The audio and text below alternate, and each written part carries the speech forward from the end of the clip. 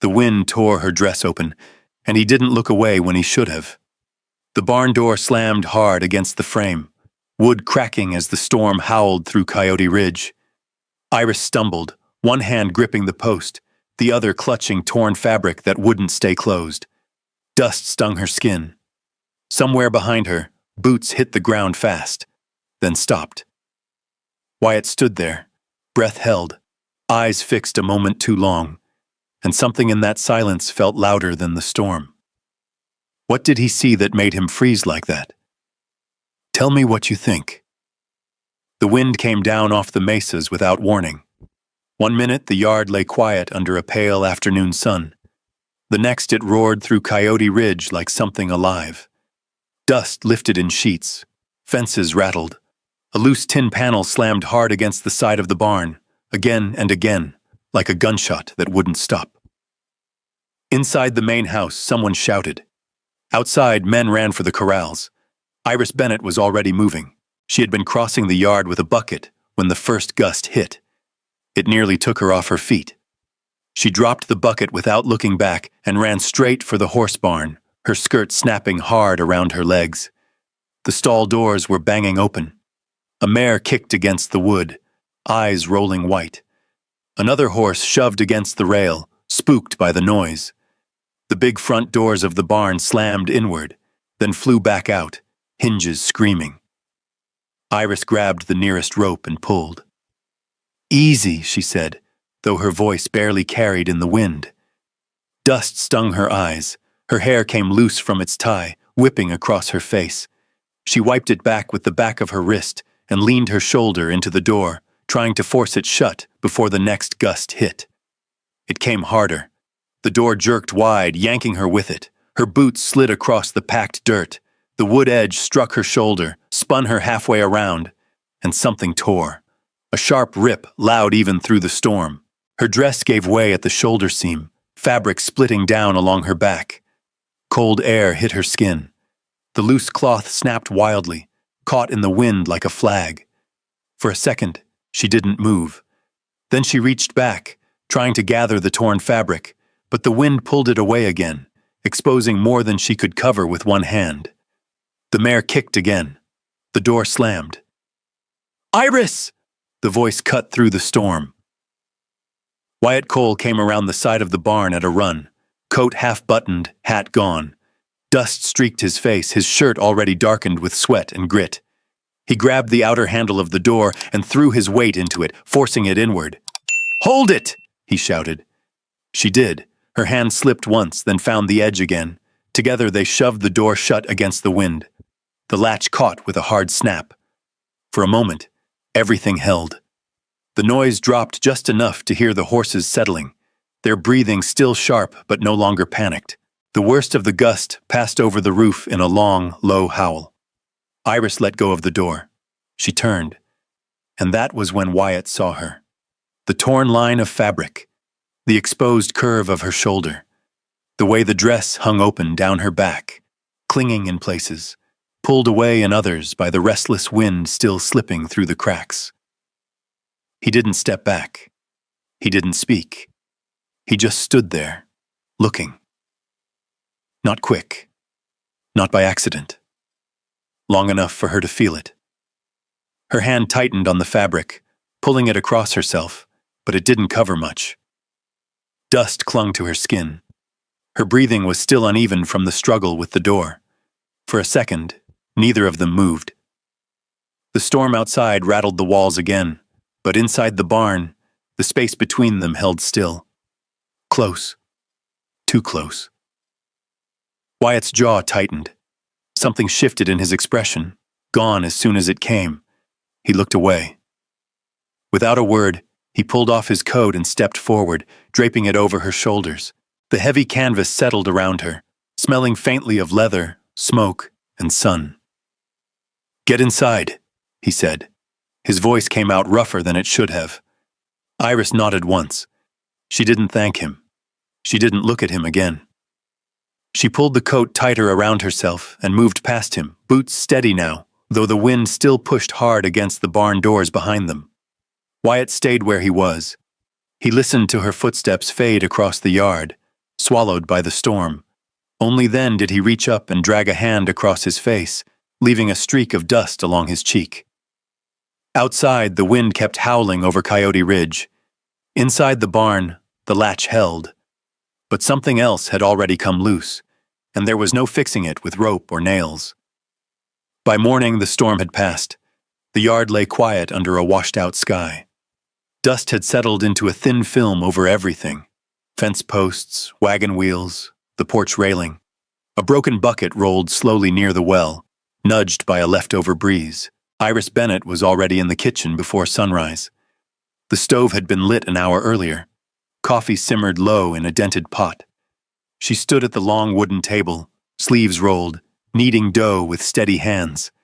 The tear in her dress had been mended, but the stitch line showed, uneven and dark against the faded fabric. She kept her eyes on the dough. Footsteps came and went behind her. Men passing through for coffee before heading out. Chairs scraped. Cups set down hard. No one spoke to her directly. But they looked. Not long. Not openly. Just enough. She reached for the flour sack, dusted her hands, and turned the dough once more. The rhythm didn't change. At the far end of the room, Martha Crowley stood near the cupboard, measuring beans into a tin cup. She didn't look up when she spoke. "Best keep your head down today." Iris didn't answer right away. The dough pressed flat beneath her palms. She folded it over once, twice. "Yes, ma'am," she said quietly. Martha nodded once, as if that settled it. "Mr. Cole likes things running smooth," she added. "No room for distractions." The word hung in the air. Iris wiped her hands on a cloth and moved to the stove. She lifted the lid, checked the heat, then set it back without a sound. By mid-morning, the ranch had found its rhythm again. Hammers tapped where boards had split. A wagon creaked past the gate, loaded with feed sacks. Somewhere out by the north fence, a man whistled low to calm a restless horse. Wyatt Cole stayed outside. He worked longer than usual, checked posts that didn't need checking, walked the far boundary, where the land sloped toward Dry Creek bed. Anyone watching might have thought he was making up for the storm. He didn't come near the house. At noon, Iris carried a tray of biscuits to the side table. Steam curled up from the basket. She set it down, turned, and nearly stepped into someone coming through the back door. Eleanor Whitmore paused just inside. Her dress was pale blue, clean despite the dust outside. Gloves in one hand. A small leather satchel hung at her wrist. She smiled. Not wide, not warm, just enough. "You must be the new help," she said. Iris nodded once. "Yes, ma'am." Eleanor's gaze moved over her. Not unkind. Not soft either. "My father says Mr. Cole keeps a fine place," she went on. "It shows." She set her gloves on the table, glanced toward the window, then back again. "You bake?" "Yes, ma'am." Eleanor picked up a biscuit, broke it open, and tasted it.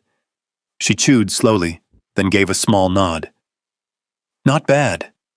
She left it at that. When she stepped out toward the front porch, the room seemed to settle again, like something had passed through without stopping. Iris went back to the sink. Water ran over her hands, cold at first, then warming as the kettle fed into it. She scrubbed a plate that didn't need scrubbing. Late afternoon came quieter. Most of the men were still out. The house held a kind of stillness that came after work, but before supper. Light stretched long across the floorboards. Iris was alone at the stove. She had set a small pan aside, working on something extra. Apples sliced thin, a pinch of cinnamon, a little sugar she'd saved from the last supply run into town. She pressed the crust down with the back of a spoon, careful not to tear it. The back door opened. She didn't turn. Footsteps crossed the floor. Slower this time. She kept her hands steady, adjusting the edge of the crust. A chair scraped lightly behind her. Then nothing. No orders. No questions. just presence. After a moment, she reached for the knife, cut a small piece from the edge, and set it on a plate. She didn't look up as she slid it back across the table. "For testing," she said. Silence stretched. Then the faint sound of a fork against tin. She could hear him breathe. Could hear the small shift of weight as he leaned back slightly. The crackle of the stove filled the space between. A few seconds passed. Then he said, low, almost to himself, "Tastes like something I remember." She didn't ask what. She wiped her hands again, slower this time. Behind her, the chair moved. He set the fork down, not loud, not careless, just deliberate. She felt it without turning. When he spoke again, his voice had changed, just enough. "You fixed the tear." "Yes, sir." Another pause. He didn't say anything else. When she finally turned, the chair was empty. The back door stood half open, letting in a thin line of wind that stirred the edge of the tablecloth. She walked over and closed it. Her hand rested on the wood a second longer than it needed to. Outside, the sun dipped low over Coyote Ridge. Inside, the kitchen held its quiet again, but something had shifted. Not gone, just waiting. The sky turned before supper.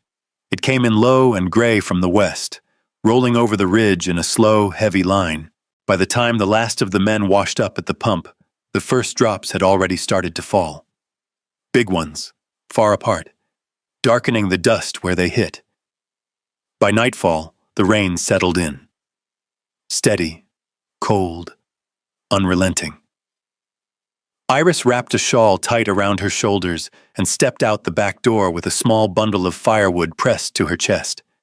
The kitchen fire had dropped low, and Mrs. Crowley had gone up to her room without a word. The yard was slick underfoot. Mud clung to her boots, pulling at each step.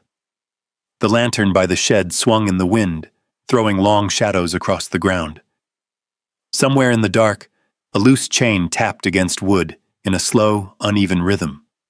She kept her head down and moved toward the woodpile. The rain picked up. It ran down her neck, soaked into the fabric at her shoulders, darkened the mended seam along her back. She shifted the bundle higher, trying to keep it dry, and turned toward the house again. Her foot slipped. It happened quick, one moment steady, the next gone. Her boot slid sideways in the mud, and she went down hard, the wood scattering from her arms, rolling into the dark. The breath left her. For a second, she stayed there, one hand pressed into the mud, the other gripping her knee. Rain hit the ground around her, fast now, loud against the boards of the porch. She tried to push herself up. Her leg buckled. "Iris!" The door slammed open. Light cut through the rain as Wyatt stepped out, lantern in one hand. He didn't hesitate, didn't slow. He crossed the yard in a few strides, boots sinking deep, coat already soaked through. "You hurt?" "I'm fine," she said, though her voice came uneven. He didn't argue. He crouched down beside her, setting the lantern low. His hand found her arm, firm, steady. He pulled her up before she could brace herself, one arm sliding around her back to keep her from falling again. She stiffened, not pulling away, not leaning in either, just still. Rain ran off his hat brim, down his jaw, along the collar of his shirt. Up close, she could see the lines at the corners of his eyes, the way his breath came just a little heavier than before. "You shouldn't be out here alone," he said. "I've done it before." His hand stayed where it was. Too long.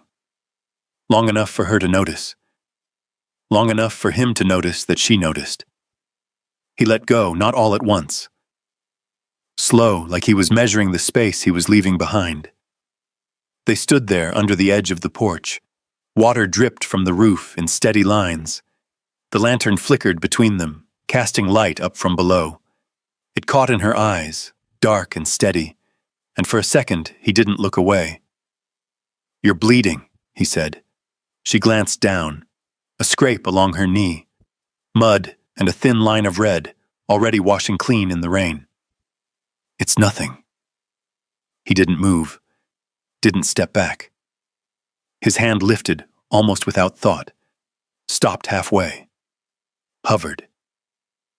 She didn't step away, didn't move closer either, just stood there, rain soaking through both of them, the space between closing without either one deciding it. The wind shifted. A loose strand of her hair caught against his sleeve. He noticed, reached to move it, slow, careful, and then he stopped. His jaw tightened. This shouldn't happen, he said, not loud, not angry, just final. He stepped back. The space returned all at once, cold, empty. Iris bent, gathered what wood she could reach, cradling it again against her chest. The pieces were wet now, heavy. She didn't look at him. "Thank you," she said, her voice quiet. He nodded once, didn't speak again. She went inside. The door closed behind her with a soft click, cutting off the sound of the rain. Wyatt stayed where he was. The lantern swung slightly in the wind. The light moved across his boots, his hands, the ground where she had fallen. He stood there a long time, long after the rain softened, long after the yard went still again, like something had almost happened, and the fact that it didn't felt worse. The rain stopped sometime before dawn. By morning, the yard was quiet again. Mud held the shape of every footprint from the night before. Wagon tracks had filled with shallow water. A single boot print led from the porch steps into the open yard, then disappeared where the ground turned hard. Inside the kitchen, Iris stood at the basin. Water ran steady over her hands. The same plate had been in her grip longer than it should have. She turned it once, twice, then set it aside without looking at it.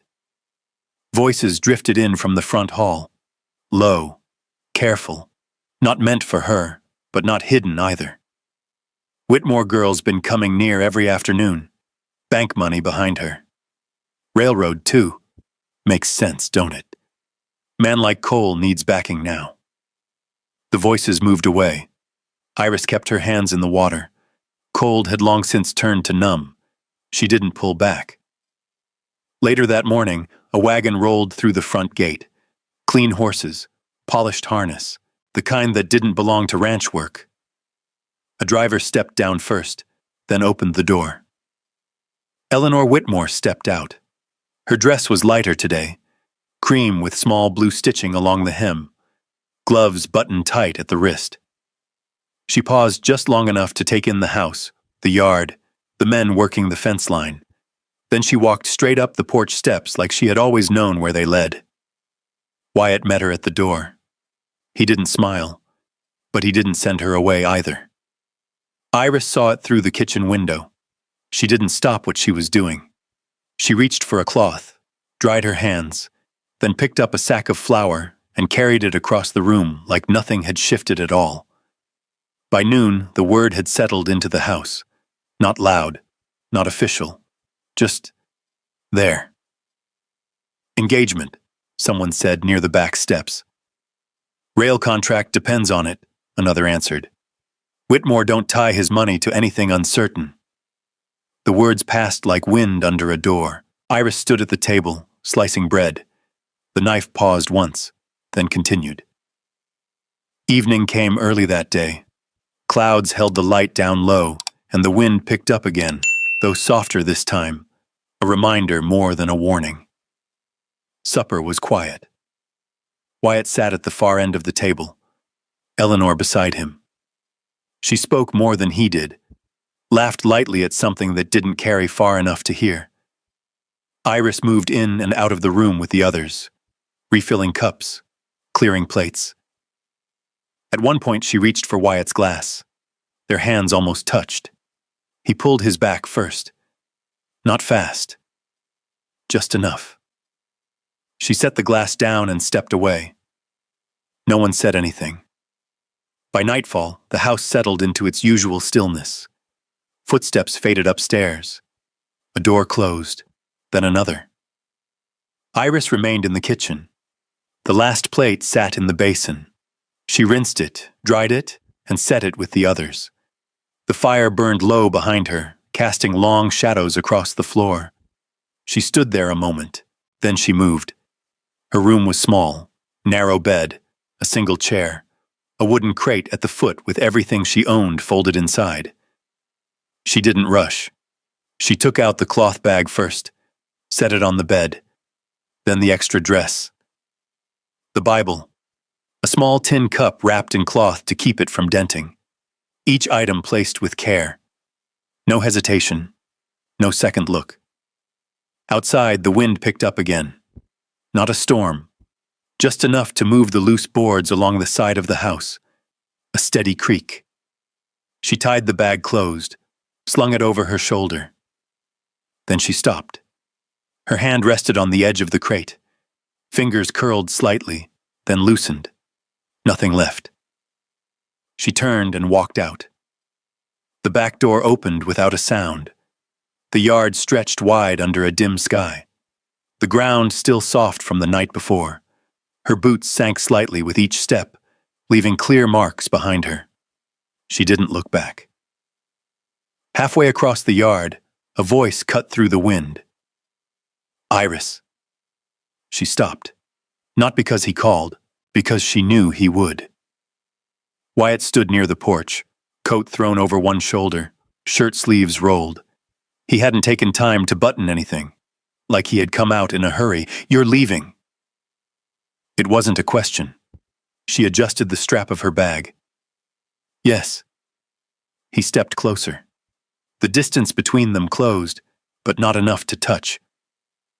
You didn't say anything. There's nothing to say. That's not true. The wind shifted again, pushing dust along the ground between them. He ran a hand through his hair, then let it fall. That arrangement, he said, slower now. It's not what it looks like. She didn't answer. It's for the contract, he went on. Railroad won't sign unless you marry her. He didn't deny it. It keeps things steady here, he said. Keeps the land. She nodded once, then shifted the bag higher on her shoulder. And where does that leave me? She asked. The question didn't rise, didn't accuse, it just stayed there. Wyatt looked at her, really looked this time. Mud at the hem of her dress, the mended seam at her shoulder, the way she stood, straight, not waiting for anything from him. I was trying to keep things from getting worse, he said. She held his gaze. Then let it bury me too. The words landed quiet, but they didn't move. He stepped forward. Iris. She stepped back. Just once. Enough. The space returned.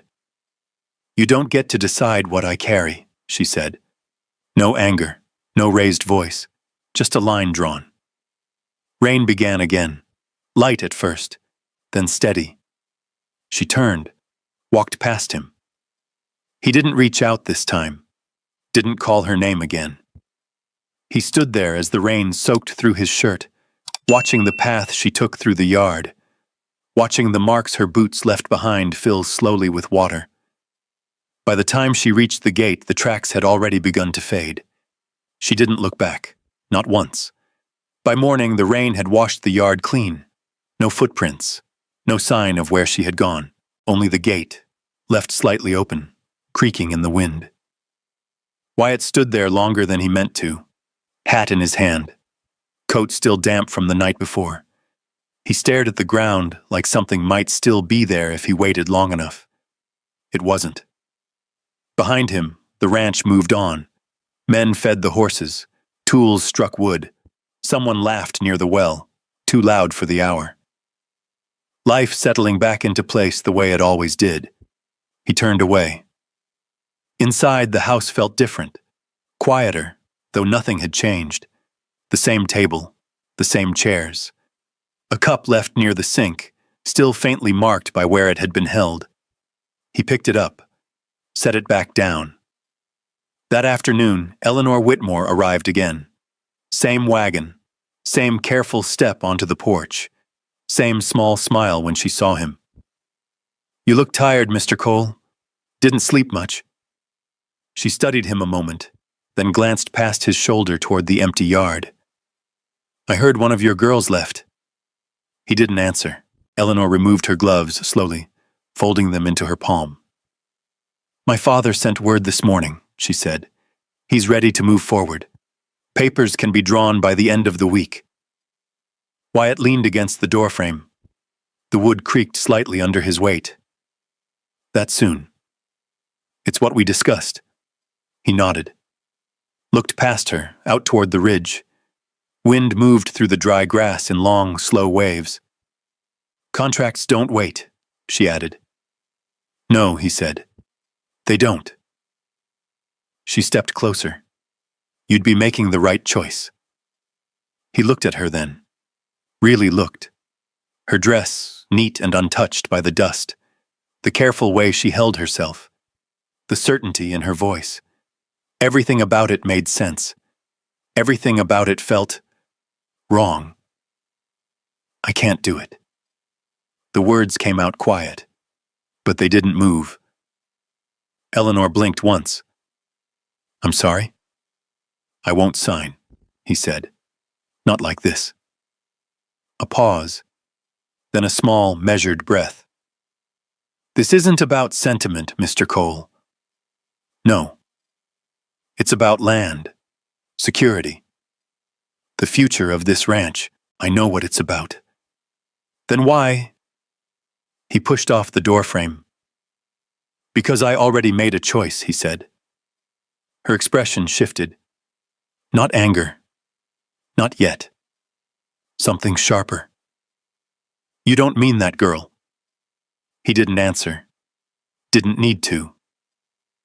Eleanor let out a short breath, almost a laugh. "You're willing to throw this away for something that won't hold." Wyatt stepped past her. "If it doesn't hold," he said, "that's on me." He didn't stop to hear the rest. By sundown, the ranch knew. Not from him. From the silence that followed. No papers signed. No agreement sealed. A contract left hanging somewhere between town and ridge. Men worked slower that evening. Eyes followed him without meaning to. He saddled his horse without a word. Checked the cinch twice. Tightened it again. "Heading out?" one of the hands asked. "For a while." "Where to?" Wyatt swung up into the saddle. "North Road first," he said. "Then wherever it leads." The man nodded. Didn't ask again. The trail out of Coyote Ridge ran dry this time of year. Hard ground. Long stretches without shade. A place where sound carried farther than it should. He rode through the night. Stopped once at a pump near a closed feed store. Let the horse drink. Didn't go inside. By mid-morning, the land changed. Less dust. More scrub. A small town set low against the hills, smoke rising from 2 chimneys and a narrow boardwalk running along a line of shops. He slowed near the edge, tied his horse outside a building with a crooked sign. School. Hand-painted. Letters faded. Inside, voices. Soft, uneven. Children reading. He stood at the door a moment. Didn't push it open. Just listened. A voice moved among them. Steady. Patient. Correcting a word. Waiting. Letting them try again. He knew it before he saw her. He stepped inside. The room smelled faintly of chalk and wood smoke. Sunlight came through a narrow window, falling across a small blackboard and a row of rough benches. Iris stood near the front. Sleeves rolled, hair tied back, a piece of chalk between her fingers. She looked up. The room went quiet. Not all at once. One voice fading, then another, until only the wind outside could be heard. Their eyes met, same as before, but not the same. She didn't move toward him, didn't step back either, just stood there. The chalk left a faint line across the board, as her hand lowered. "You can finish the line," she said to the boy in front. Her voice didn't break. The boy nodded, turned back to the board. Wyatt took a step inside, then stopped. "I won't ask you to come back," he said. The words landed in the room like something set down carefully. The children watched, didn't understand, but didn't look away.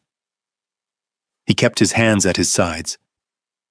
"Didn't reach for her, I'll stay," he added. "If you let me."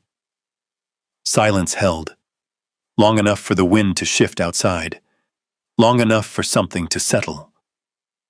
Iris looked at him, then at the room, then back again. She set the chalk down, walked past him, out the door. He followed. Not close, just enough. Outside, the air felt clearer. The road stretched out behind him. Ahead of them, the small town moved at its own pace. A wagon rolled past. A man tipped his hat. A dog barked once, then quieted. She stopped near the fence, turned. He didn't speak again, didn't fill the space, just stood there, waiting, not for forgiveness, not for an answer, just waiting. And maybe that's where the truth of it lives. Not in the moment he found her again, not in the words he chose, but in the space he finally gave her, the space to decide if she wanted him there at all. Now if you were standing where she stood, would you turn back? After being overlooked, after being hidden away like something that didn't belong in the daylight, would you risk it again? Would you believe that a man who once let you walk away could learn to stand beside you instead? Because sometimes love doesn't fail in the beginning. Sometimes it fails in the silence, in the hesitation. In the moment, someone chooses safety over truth, and sometimes it comes back quieter, not asking to be followed, not demanding to be forgiven, just asking to be allowed, to stay. That's the kind of love that doesn't shout. It waits. It learns. And if it's real, it stands where you can see it. So tell me, what would you have done in her place? And if stories like this stay with you a little longer than expected, there are more waiting just down the road. Stories about people who lost their way and somehow found something worth holding on to again. You're always welcome to come back and sit a while.